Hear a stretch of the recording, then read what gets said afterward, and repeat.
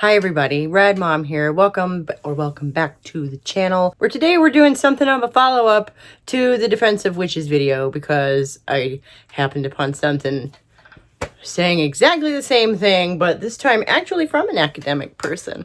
Dr. Angela Puka. Dr. Angela Puka, Religious Studies PhD. Who bills herself as like an academic occultist, has a couple of shorts out, and they're not very long, but boy, does she say a lot. Shorts are great for gish gallops, aren't they? There's an ongoing debate going back decades over what counts as proper feminist scholarship. And it's a debate that Dr. Puka and others like her seem to think is settled. And I would disagree on that point. We're going to try and weigh in on that today and see exactly why it is that I disagree so much. Are we the granddaughters of the witches they didn't burn?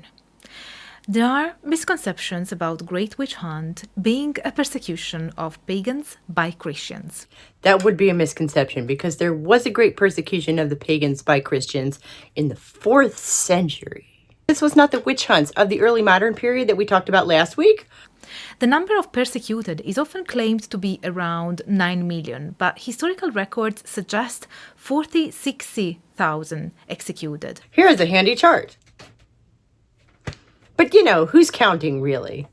Not all victims were pagan. Some were persecuted for political reasons or convenience, not solely religious ones. Around 390 AD, Christianity became the official religion of Rome, who then went about enforcing this with their trademark brutality. And the penalty for going against this was death. You're right, it was men and women in that case. And as far as the witch trials, no, none of those people being persecuted were actually pagan, because of the stuff that had happened 1,000 years earlier where they wiped out all the pagans. According to Edward R. Gibbon in The Destruction of the Pagan Religion, the ruin of paganism in the age of Theodosius, that's the Emperor of Rome, is perhaps the only example of the total extirpation of any ancient and popular superstition, and may, therefore, deserve consideration as a singular event in the history of the human mind. Yeah. That was a big deal. It didn't take 1,000 years, and the witch trials had very little to do with it. Men were also persecuted, challenging framing these solely as a persecution of women. We covered this, but I'll say it again, just in case. Yes, men and women were equally targeted, I'm pretty sure, during the initial thrust of Christianity, if you will. And then 1,000 years later, from 1300 to 1850 or so, during the early modern period, women were targeted specifically during the witch trial era. Those are two different things. While contemporary pagans may feel connected to past witches, the historical reality is more complex. You're damn right it is. But your attempt at clarity is transparently revisionist. We can remember the injustice without exaggerating it. Apparently we cannot. In prehistory, everyone worshipped the same mother goddess. Or not. And now we're going to move into something that's closely related and more directly down a feminist avenue. Was there an ancient primordial goddess religion? Let's see what Angela has to say about that. The idea of a primordial mother goddess was advanced by scholars like Maria Jean Gutas, who saw artifacts as evidencing ancient goddess worship. This is one name that she chose to include in this short form video, and I get the impression we're not supposed to like this person. But I thought to myself, who is this Maria Gimbutas, and what did she do? And that just opened up a whole rabbit hole, which we're going to get to in just a minute. However, interpretations of the evidence are contested, and the narrative of one universal prehistoric mother goddess lacks concrete supporting proof. Yeah, prehistory is often like that. The projection of modern ideals onto ancient cultures is risky. So you're saying that a great mother goddess is a modern ideal? I think that's absurd. We're going to see her try and illustrate this later by citing a bunch of more modern academics as if they invented this idea. After completely glossing over Maria Gimbutas, who is the one who found all of the evidence for this. Have you ever wondered where the idea of the great goddess comes from? Bachofen's work had a considerable impact on subsequent generations. Often used without explicit citation, Bachofen's culture-critical interpretation resonated with the 19th century mindset. As Kaz likes to say, those damn Victorians. Bachofen argued that in unicocratic societies, humans were not yet separate from the harmony of nature, and the law they followed was a universal one, not exclusively human. Bachofen's ideas were particularly influential in the 20th century among German intellectuals and in the discipline of psychology. Carl Jung, for example, was heavily influenced by Bachofen's work, integrating concepts such as anima, animus, and the magna mater into his teachings. The concept of matriarchy predates Bachofen. You don't say. With early theories put forth by scholars such as José-François Lafitau and Edward Gerard. Gerard, in particular, was the first to propose the idea of a universal primordial mother goddess. Those damn Victorians. In a lecture at the Royal Academy of Sciences in Berlin, he argued in 1849 that not only for Diadione, Eleiteuia and Theia, Thermis and Artemis, Teuce and Paxidiuce, Chryse and Basileia, but also for Demeter and Cora, Aphrodite and Hestia, Hera and Athena. It can reasonably be argued that in all these goddesses we must recognize the changing names and attributes of one and the same Hellenized earth and creation goddess, equivalent to Gaia. This Gaia is conceptualized not only as fermenting primordial matter linked to Uranus, but mythically as Kronos' wife, conceptually a mother goddess of the Olympian world who works together with Zeus, juxtaposed to the concept of Urania as a Gaia Olympia. In all these goddesses, we can see the concept of a world order that precedes the Olympian powers, a concept of a goddess of fate to whom, as Homer tells us, even Zeus had to pay respect. She's still quoting Gerhardt there. They didn't leave it up on the screen. Are 19th century academics talking about this supposed to discredit the idea? But Gerhardt here is referencing Homer. A concept of a goddess of fate to whom, as Homer tells us, even Zeus had to pay respect. Who is old school, right? Homer is classical. Homer wrote the fucking Iliad and the Odyssey, right? And he's the one who's telling us, at least according to Gerhardt, about this ancient mother goddess that even Zeus has to answer to. But we're just gonna gloss over that and skip right to the 19th century.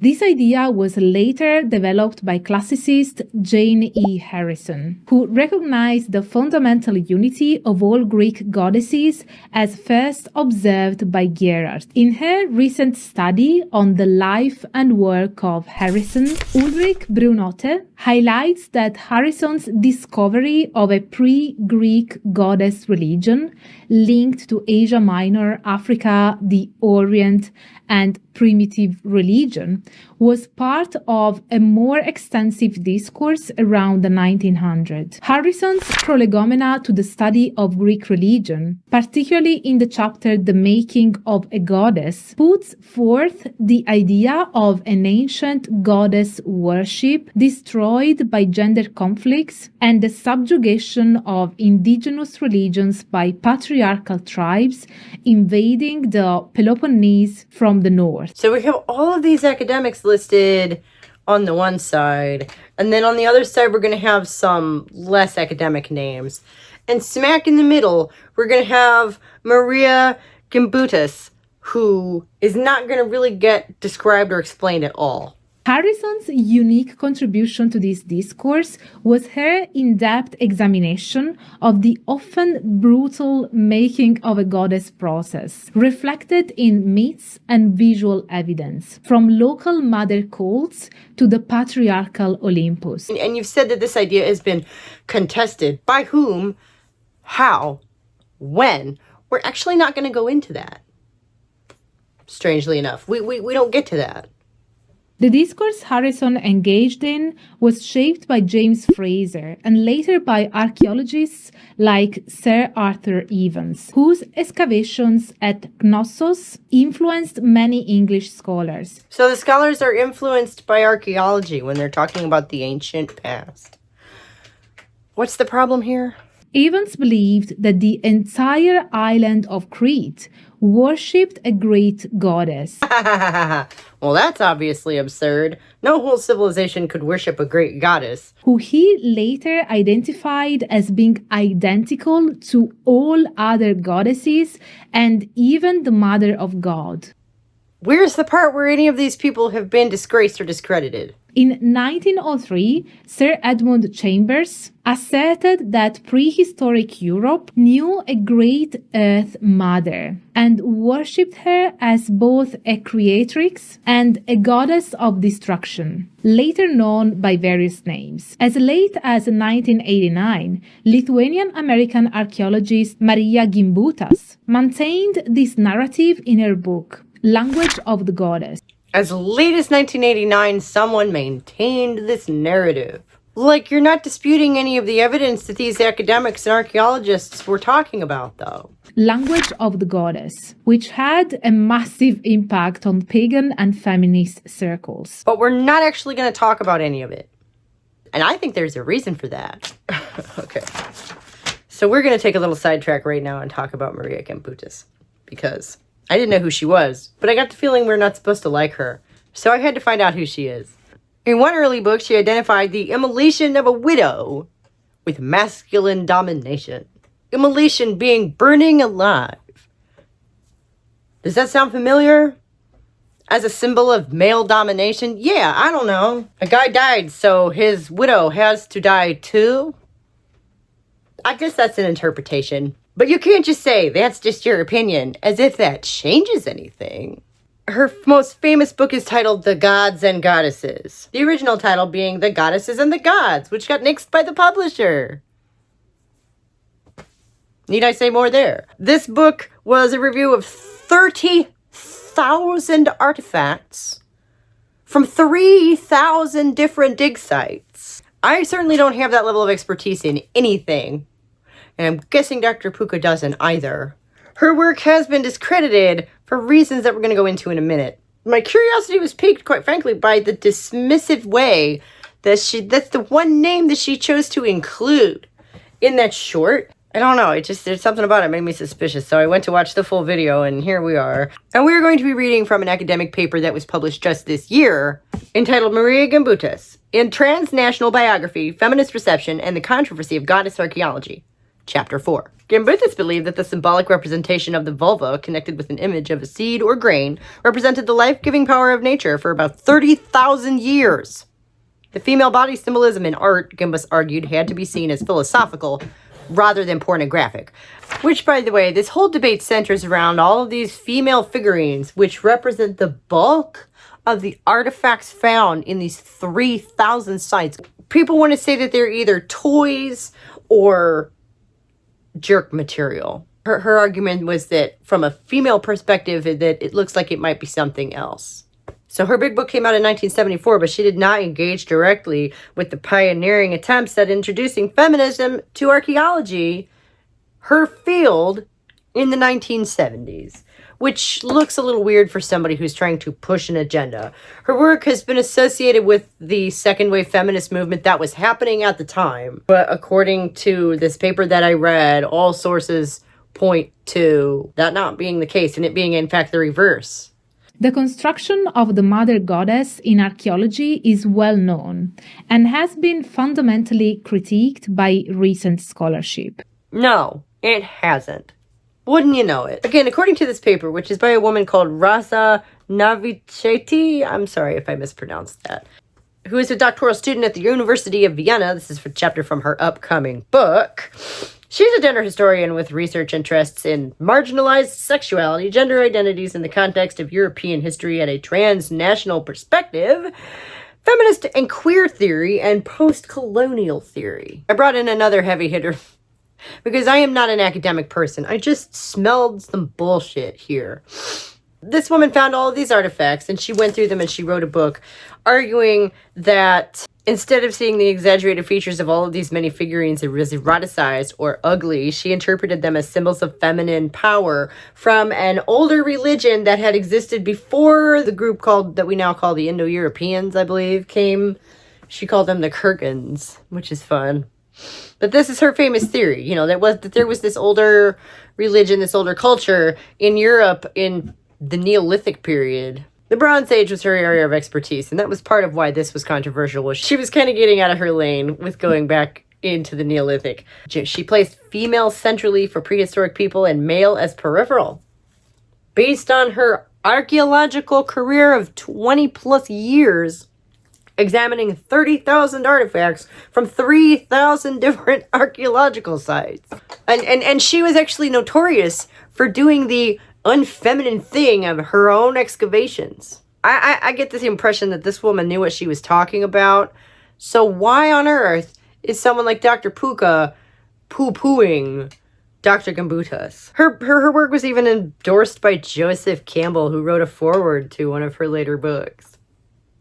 You can't get any more mainstream than that. And the thing is that in order to justify her leap of logic, her sort of intuitive insight into what it was that these figurines meant, she presented her discovery of old Europe as both a result of disinterested truth-seeking and as a fruit of divine inspiration.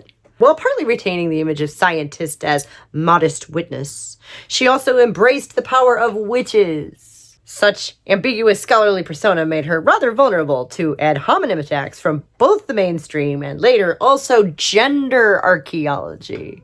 What do you suppose gender archaeology is? And all of this goes to illustrate the process of negotiation of what counts as proper feminist science, which is what I'm saying Dr. Puka seems to think is settled.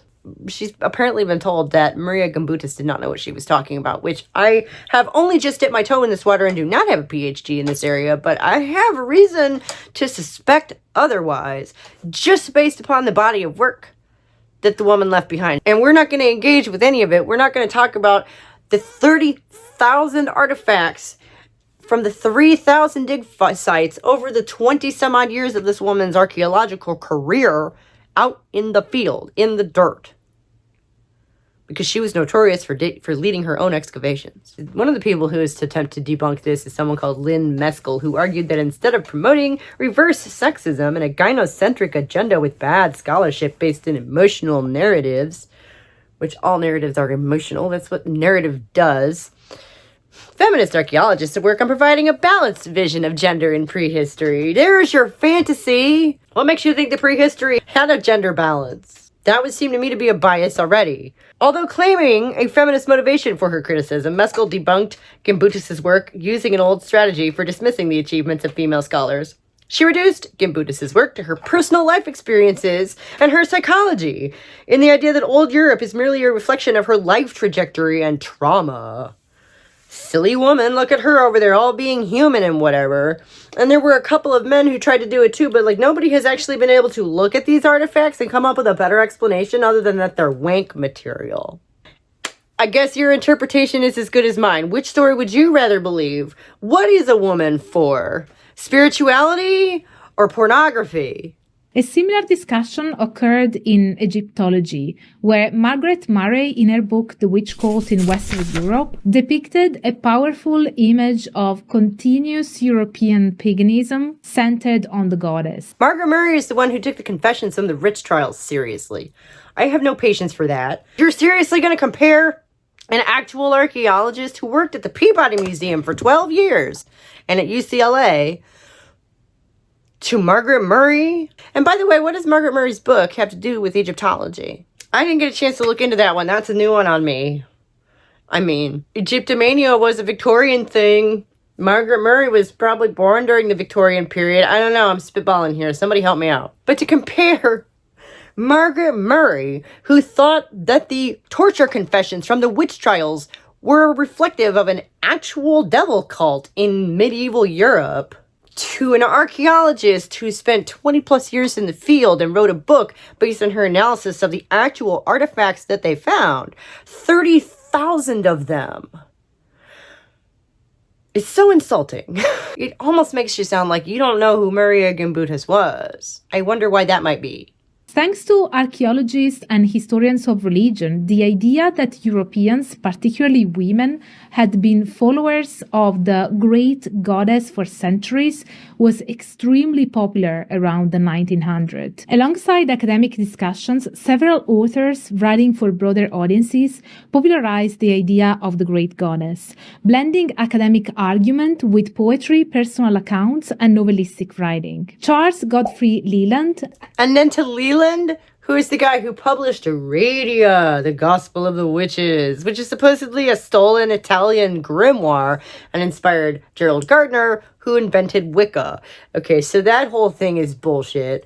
And we've talked about that before. So you're going to compare somebody like Leland, who, as you're saying, is like a pop writer, is like a pulp writer almost, to an actual archaeologist? Why? Why? Because they're both talking about ancient witch cults? I can't imagine why that might be a recurring theme in our society. Gee, could it possibly be because all these people made it up? Or could it possibly be because there is some evidence? Authors Charles Godfrey Leland and Robert Graves played a significant role in popularizing the idea of the great goddess to a wider audience. Oh, okay, so you're implying that because they popularized it, that means they had a hand in the creation of this myth. Maria Gimbutas rigorously demonstrated otherwise. Oh, but her work has been discredited. Right. Why was that? While they were familiar with major aspects of academic debates surrounding the topic, they employed a more accessible approach in their writing by blending academic arguments with poetry, personal accounts, and novelistic writing. This unique style allowed them to reach a broader readership, capturing the imagination of the public and generating interest in the concept of the great goddess. As a result, their work contributed to the stabilization of the historical meaning of the great goddess. So you're implying that it was all made up, meanwhile glossing over all the evidence to the contrary in this strangely lopsided little video of yours, making the idea more widely recognized and understood than it would have been through academic writing alone. Their impact helped ensure that the concept of the great goddess remained a topic of fascination and discussion for generations to come. They helped ensure that it became a pop culture phenomenon, thereby further discrediting, I think, any academic attempts to study this idea.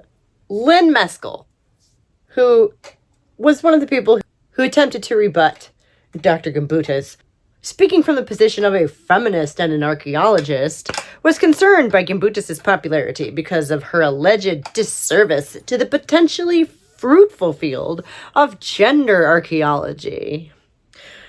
Gender studies has replaced women's studies everywhere, and we've seen how that went.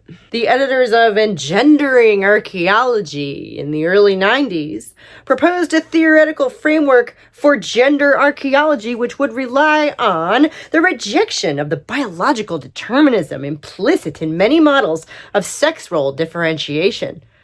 So clearly Maria Gimbutas, with her rather static understanding of gender, read sex, as a binary category marking diametrically opposed femininity and masculinity, among other things, was not a suitable foremother for such a scholarly endeavor. Hence, the first self-identified feminist archaeologists in North America distanced themselves from her because she insisted on the whole woman thing. Does that sound familiar? The idea is that by assuming nothing, you prevent bias. This is the fantasy. And some assumptions are warranted. By rejecting biological determinism, we've dismissed the material differences between the sexes from all of philosophy, as if these differences are themselves wrong and bad. This is us giving our power away. This is us allowing male to be the default in our own history. This is clearly wrong. Maria Gimbutas got canceled as a sacrifice to gender ideology So I guess thanks for bringing it up, Angela, because this has been a really interesting day. So what are your thoughts about today's episode? Do you think there are archaeological and historical evidence to suggest that in the past there was one great goddess? Yes, I do. And I think the fact that the lady who found it thought there was two doesn't mean that she's too biased to weigh in on the topic.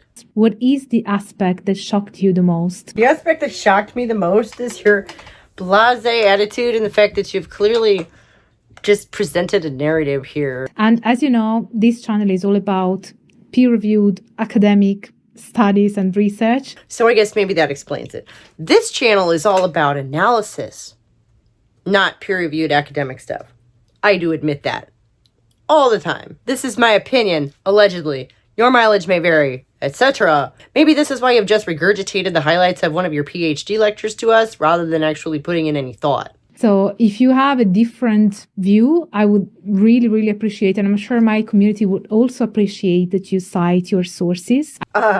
Okay. I can cite my source for the Maria Gimbutas. It is a bit long, but I encourage everyone to go and read it for themselves because it is fascinating. And it's going to look real familiar to you. Otherwise, you can also share your opinion. That's also fine. Oh, I'm allowed to have an opinion? Thanks. So I'm really happy for you to enter the debate either with your own thoughts and opinions or with counter arguments to the scholarship that I presented. What scholarship exactly did you present here? You named a lot of people and claimed they said a lot of stuff and tried to connect a lot of dots for us. Yeah, you did. I didn't quite follow. I don't think you managed to quite square that circle. Admittedly, I left off the whole first half of this video because, you know, I'll put the link to that in the description too. Fuck it. It is kind of all over the place. The whole first half of it isn't even about... It's about some German guy and how much he loved this idea and how influential he was. And it's like, why are we worried about that when the lady who, you know, actually discovered the archaeological evidence of this wrote 3 books about it? Why don't you make a video about her, Angela? So this is it for today's episode. Thank you so much for joining me. I have been Rad Mom. Please like the video if you did. Subscribe to the channel. We are so close to that monetization threshold. You guys set me free. Seriously though, subscribe so we can all work together to bring feminism back into the real world because they're apparently teaching this stuff in PhD courses. And that was what concerned me initially. That the last time we were talking to Chaos Rowe, she is a cartoonist. She loves the cartoonists everywhere, but she is not an academic person. So her conflation of the Roman persecution of Christians with the witch trials 1,000 years later didn't concern me so much. But this... You know, Dr. Angela Puka is actually a PhD. Just ask her. Dr. Angela Puka is a degree from the University of Leeds in Anthropology of Religion. This is literally her area of study. And she's a lecturer in the Department of Philosophy and Religious Studies. So she's literally teaching this stuff to actual students, too, apparently. So this is concerning to me. Because it undermines a whole lot of modern feminist thought. From like the back door, which is gross and offensive. But thank you so much for sitting through it with me. I've been Rad Mom, and I'll see you at the top of the hour for the live stream and discussion. And next week with a new video on Wednesday. See you later. Bye.